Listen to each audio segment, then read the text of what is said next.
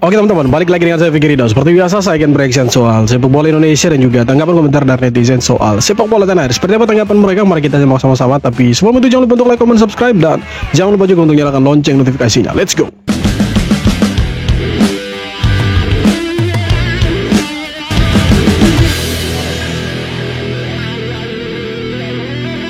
Bahrain anak emas AFC minta ini itu, sekarang suruh kirim tim khusus ke Stadion Utama Gelora Bung Karno. Bahrain lagi-lagi bikin ulah dan AFC terus nurut. Setelah sebelumnya gagal masa laga lawan timnas Indonesia digelar di luar negeri, terus minta mobil rantis buat pemainnya. Sekarang mereka berhasil bikin AFC kirim tim khusus buat ngawasin pertandingan di Stadion Utama Gelora Bung Karno. Ketua Umum PSSI Erick Thohir sih santai aja dan justru lihat ini sebagai kesempatan buat tunjukin kalau Indonesia bisa jadi tuan rumah yang aman dan profesional. Ya, betul, selama ini laga timnas Indonesia di Stadion Utama Gelora Bung Karno termasuk lawan Jepang, Australia, dan Arab Saudi selalu berjalan kondusif. Nonton pertandingannya di link di bio. Supporter Indonesia juga tetap tertib meski kalah dari Jepang. Jadi kenapa Bahrain takut banget? Apakah ini strategi cari-cari alasan kalau nanti keok di Jakarta? Gimana menurut kalian? Tulis di kolom komentar. Nah begini teman-teman, mereka ini tahu netizen Indonesia lagi tunggu-tunggu mereka. Karena waktu kita away ke Bahrain itu mereka curang.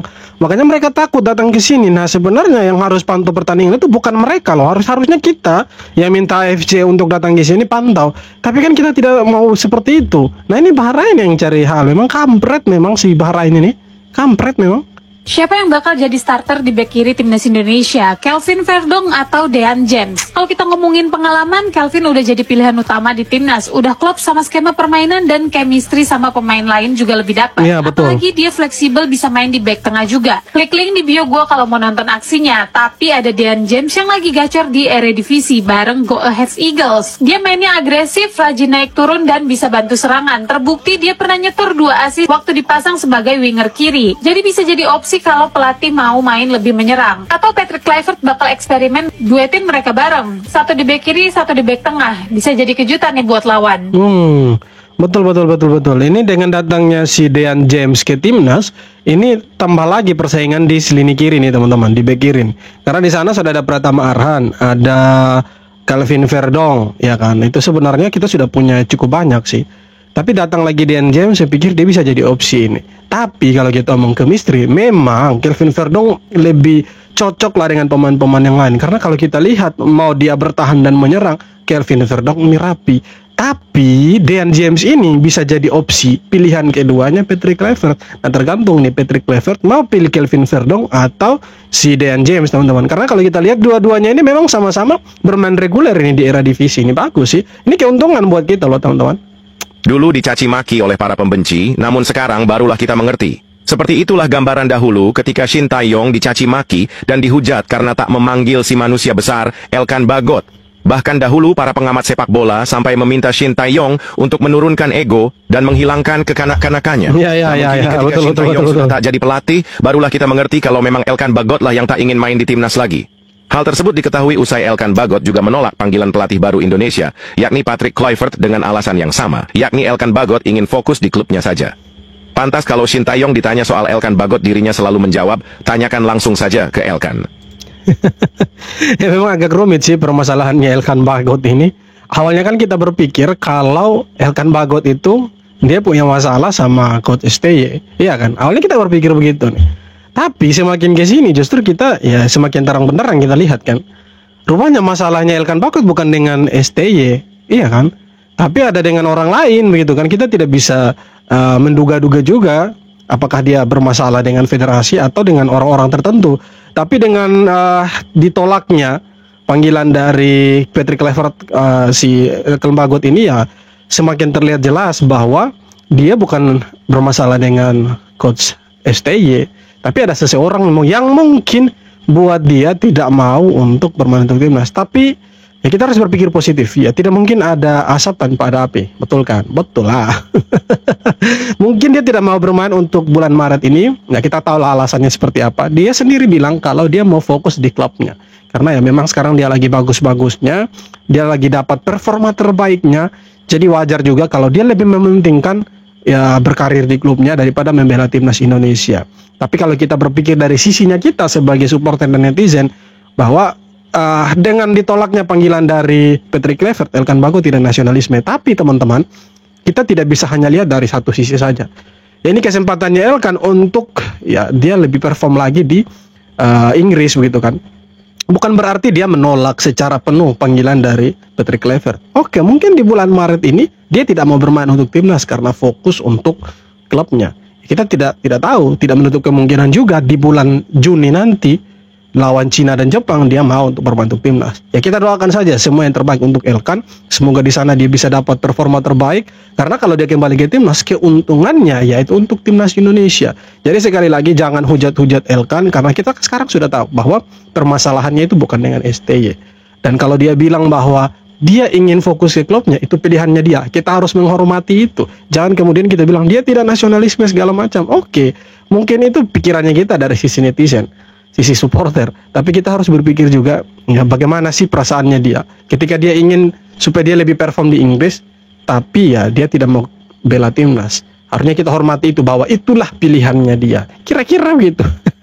Era Sadil Ramdhani di timnas Indonesia udah selesai. Sadil Ramdhani nggak dipanggil Patrick Kluivert ke timnas Indonesia buat lawan Australia dan Bahrain. Padahal sebenarnya si Sadil ini bagus dia nih. Dia yang sekarang main di Sabah FC gagal comeback ke timnas Indonesia, padahal statistiknya lumayan nih, 6 gol dan 2 assist dari 17 pertandingan di Malaysia. Tapi tetap aja nggak cukup buat meyakinkan Patrick Kluivert. Kenapa? Karena Egy Maulana Fikri lebih gacor. Egy di Dewa United cetak 10 gol dan 4 assist dari 21 laga di Liga 1. Jadi wajar aja kalau Egy lebih diprioritaskan. Klik link di bio gua kalau kalian mau nonton matchnya. Saingan di sayap kanan makin berat. Selain Egy ada Eliano Reinders yang juga bisa main di posisi winger kanan. Gara-gara ini Sadil harus kembali menunggu kesempatan buat balik ke timnas. Sejak dicoret Sinteyong di Piala Asia 2023, Sadil belum pernah dipanggil lagi nih. Ya kita harap Sadil dipanggil. Saya sih berpikir awalnya ketika STY dipecat sama PSSI, Sadil Ramdhani menjadi salah satu pilihan dari pelatih baru, tapi rupanya tidak jadi pilihan juga. Itu kata Sadil karena ketika ditanya sama Harimau Malaya apakah ada panggilan dari timnas Indonesia, Sadil bilang ya untuk sementara belum ada. Jadi ya mungkin Sadil belum jadi pilihannya Patrick Kluivert. Tapi kalau kita lihat memang Sadil ini bagus, akselerasinya dia, determinasi juga bagus. Jadi saya pikir kalau misalkan dia dipanggil sama Patrick Kluivert, dan dia bisa jadi opsi loh di sisi kanan kan ada Egy, ada Eliano, ya kan. Kalau Marcelino kan pasti dia di posisi free roll. Jadi saya pikir untuk wing kanan bisa jadi opsi ini Sadil. Cuma ya semua tergantung Patrick Kluivert ini. Apakah mau panggil dia? Tapi kan sementara belum dipanggilin. Bagaimana menurut teman-teman? Apakah dia masih layak bermain di timnas atau tidak si Sadil ini? Martin Paes terancam. Emil Audero siap rebut posisi kiper utama timnas Indonesia. Jangan. Bang Paes dong, is number one. Ya, kedatangan Emil Audero ke timnas Indonesia bikin Martin Paes waspada. Kiper jebolan Juventus dan Inter Milan ini membawa segudang prestasi dari kompetisi top Eropa yang bersaing di bawah Mister Garuda. Sementara Martin Paes yang bersinar di MLS dengan sederet penghargaan individu, kini harus membuktikan bahwa posisinya sebagai kiper utama tak akan tergeser begitu aja. Dua kiper beda jalur, satu misi jadi nomor satu. Paes sudah membuktikan diri dengan penyelamatan spektakuler di MLS dan laga krusial di timnas Indonesia. Tapi Audero punya pengalaman di Serie A yang bisa diremehkan. Kira-kira siapa yang bakal jadi pilihan utama Patrick Kluivert? Persaingan panas ini bakal jadi drama seru buat pecinta bola tanah air. Gimana menurut kalian? Tulis di kolom komentar. Seru sekali. Ini nanti kita lihat Maret ini penuh kejutan teman-teman. Pokoknya starting 11 nanti di Maret ini penuh kejutan ini. Tidak seperti biasanya lah nama-nama yang kita lihat starting itu ya sudah biasa ya. Tapi kalau nanti di bulan Maret ini kan ada 3 nama baru nih, Paes, Joy Pelupesi, Dean James. Jadi bisa saja 3 nama ini jadi starter nanti. Dan nama-nama yang selama ini kita lihat mereka starter itu bisa jadi cadangan loh. Ini kan semua tergantung dari Patrick Kluivert teman-teman. Nah kalau kita bicara soal Martin Paes dan juga Emil Audero, ini kiper berpengalaman dua-dua. Satunya berpengalaman di Eropa, satunya berpengalaman di MLS. Nah kalau kita lihat Martin Paes memang tidak diragukan, ya kan? Tidak diragukan untuk kualitasnya dia. Sudah terbukti kualitasnya ketika dia bermain di timnas. Save-nya dia saya pikir ya membuat kita jatuh hati lah sama si Martin Paes ini. Kita tidak pernah meragukan timnas akan kebobolan. Ya beda ceritanya waktu lawan Jepang kan. Kalah semua lini, kalah semua segi posisi. Nah kita kembali ke Martin Paes dan Emil Audero. Nah Martin Paes ini sudah teruji di timnas. Pernah tahan save-nya bolanya Arab Saudi ya kan. Pernah save bola penaltinya Arab Saudi. Kemudian masih banyak lagi lah save-nya dia yang 2 kali beruntun dia jadi man of the match itu. Waktu lawan Arab Saudi dan lawan Australia. Betul, Australia dan Arab Saudi. pertandingan pertama kedua. Nah, kemudian kalau kita bicara soal Emil Audero, dia ini berpengalaman di Serie A loh.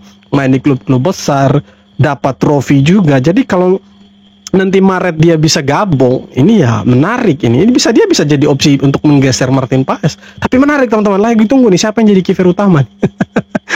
Kekurangan Marcelino itu ternyata sering keluar dari posisi. Marcin dapat evaluasi dari staf kepelatihan Oxford United dan katanya dia sering nggak ada di posisi yang seharusnya. Apalagi di Inggris, sepak bola lebih banyak soal struktur permainan dan taktik. Beda banget sama di Indonesia yang lebih mengandalkan kecepatan. Klik link di bio gue kalau mau lihat aksi Marcelino. Kalau gelandang kayak Marcelino sering out of position, tim bisa kehilangan keseimbangan. Lini tengah bakalan bolong dan lawan bisa lebih gampang bangun serangan. Kita sekarang sadar akan kelemahannya. Dia udah sering meeting sama staf pelatih buat evaluasi dan perbaiki cara mainnya. Setelah tahu kelemahannya, akankah Marcelino tampil lebih baik di timnas Indonesia? Timnas bakal lawan Bahrain dan juga Australia di kualifikasi Piala Dunia Maret nanti. Lawan-lawan ini nggak main-main. Kalau Lino masih sering out of position, bisa fatal nih buat timnas Indonesia. Ya. Kalau kita lihat Marcelino sejauh ini dia belum dapat menit bermain reguler itu di Oxford United. Beda ceritanya dengan Ole Romeni yang sering dapat menit bermain di Oxford United sampai tadi malam cetak 1 gol waktu lawan klub asuhannya Frank Lampard itu, Coventry City. Nah, Marcelino ini entahlah kenapa dia belum bisa dapat menit reguler, menit bermain di Oxford United. Mungkin karena ya salah satu kekurangannya itu ya sering keluar dari posisi gitu kan, posisinya dia, out of positionnya dia. Itu kan menurut staffnya Oxford United lah, staff kepelatihannya Oxford United lah. Nah, semoga setelah dievaluasi Marcelino ini ya bisa kembali ke performa terbaiknya. Dan yang terpenting dia bisa dapat menit bermain yang cukup di Oxford United gitu. Karena kalau kita lihat selama ini dia lebih cenderung itu bermain dengan tim mudanya Oxford United. Ya oke sih dia masih muda, tapi kalau kita lihat jenjang karirnya dia di timnas, wah dia bermain di timnas senior. Harusnya dia juga bermain di Oxford United senior. Tapi kalau kita lihat Marcelino, dia sering bermain di tim mudanya Oxford United. Jadi dia belum dapat menit bermain reguler di Oxford. Ya waktu itu dia main di FA Cup kalau saya tidak salah, itu pun main beberapa menit saja. Ya bermain di Eropa itu kan jangankan 5 menit, semenit saja dikasih kesempatan untuk bermain itu kan harus digunakan semaksimal mungkin supaya bisa memikat hatinya pelatih, supaya bisa diturunkan lagi di laga-laga berikutnya.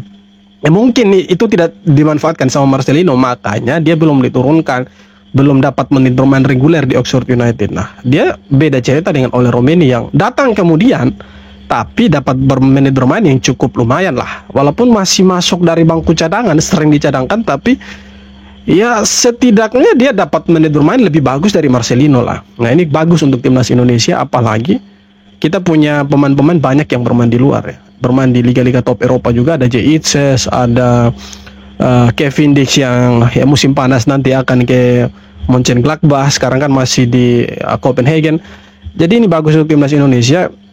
Harapannya Marcelino bisa dapat menit bermain reguler. Jadi ketika dia kembali ke timnas, dia lebih gacor lah. Itu harapannya kita. Dan semoga nanti lawan Australia, lawan Bahrain nanti tanggal 25 Maret, ya mereka bisa dalam top performance supaya bisa ya dapat 6 poin lah. Kan karena setidaknya kita dapat 4 poin dari targetnya Patrick Kluivert. Tapi kalau kita dapat 6 poin, kalau bisa dapat 6 poin ya kenapa tidak?